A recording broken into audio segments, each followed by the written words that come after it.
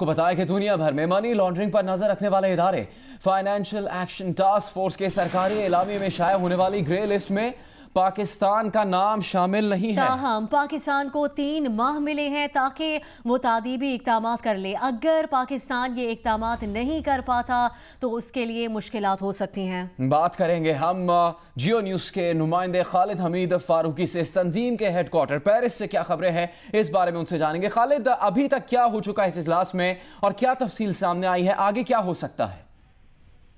देखें, ये 5 रोज़ा इजलास जो है वो आज ख़त्म हो गया है और उसका जो सरकारी एलामिया आया है उसमें, जैसा कि आपने भी बता दिया है, जो लिस्ट आया हुई है उसमें पाकिस्तान का नाम नहीं है। ये हाई रिस्क कंट्रीज़ हैं जिसमें इथोपिया, इराक वगैरह हैं जिनके नाम उस लिस्ट में शामिल हैं। इसके बाद हमें communication manager finance action task force की अलेक्जेंड्रा डानियाले ने मुझे खुद बताया कि ये हमारी फाइनल लिस्ट है। जब उनसे मैंने इस्तफसार किया कि ये जो मीडिया में सारा दिन खबरें चलती रहीं इससे मुतालिक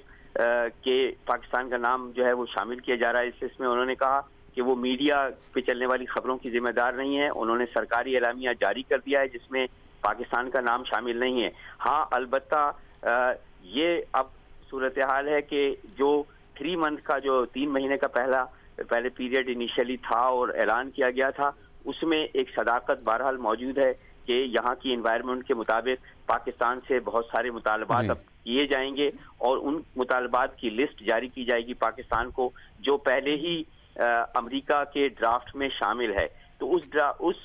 लिस्ट के मुताबिक पाकिस्तान को तेजी से इक़दामात उठाने होंगे और जून में जो अब फाइनेंशियल एक्शन टास्क फोर्स की मीटिंग होगी उसमें ये गौर किया जाएगा कि पाकिस्तान की सूरत हाल से कैसे निपटा जाए, उसे किस तरीके से, अगर वो इक़दाम पूरे करता है तो उसे फिर रिलीफ दिया जाएगा। बहुत बहुत शुक्रिया आपका खालिद हमीद फारूकी। इस्लामाबाद से जियो न्यूज़ के नुमाइंदे अशरफ मलखम हमारे साथ मौजूद हैं। अशरफ, वज़ारत ख़ारजा और ख़जाना की जानिब से क्या कहा जा रहा है FATF की इस एलामिये पर? जी, आज मेरी जो भी सरकारी सतह पे पाकिस्तान में जिन ज़राए से बात हुई है उनका यही कहना था कि इंटरनेशनल कंट्री रिस्क गाइड का एक इजलास हुआ था, जिस इजलास में पाकिस्तान ने अभी तक जो कवानीन बनाए हैं, जो कवानीन पर अमल दरामद किया है, किस तरह फंडिंग रोकनी है, टेररिस्टों को किसी भी तरह से इस बात को यकीनी बनाने के लिए कि दहशतगर्दों की माली मुआवरत ना हो सके, इस सिलसिले में पाकिस्तान के कवानीन बहुत सख्त हैं। और इस सिलसिले में ICRG के इजलास में पाकिस्तान के मौक़िफ़ से असूली तौर पर इत्तफाक भी किया गया था और साथ ही साथ पाकिस्तान ने कहा था अगर इंटरनेशनल इदारे जो समझते हैं पाकिस्तान किस तरह इन पर अमल दरामद के सिलसिले में कुछ इक़दाम मज़ीद करने जरूरी हैं तो पाकिस्तान वो इक़दाम भी करेगा और इक़दाम करके अपनी रिपोर्ट असूलों के मुताबिक तो उस पर 2019 और 20 में 2019 और 20 में वोटिंग होनी थी, लेकिन पाकिस्तान ने यकीन दिलाया था कि जून में ही वो अपनी रिपोर्ट ला के इस इदारे को दे देगा जहाँ पे दोबारा इस पर वोटिंग की जा सकती है। इस वोटिंग के बाद पाकिस्तान को असूली तौर पर यही अंडरस्टैंडिंग करवाई गई थी कि पाकिस्तान का ग्रे लिस्ट में नाम नहीं आएगा, लेकिन टेक्निकली शायद इसमें आज जो खबरें सारा दिन चलती रही उस सिलसिले में जब इन ज़राए से बात हुई कि किस तरह से कहा जा रहा है कि पाकिस्तान का नाम ग्रे लिस्ट में शामिल है, तो उस पर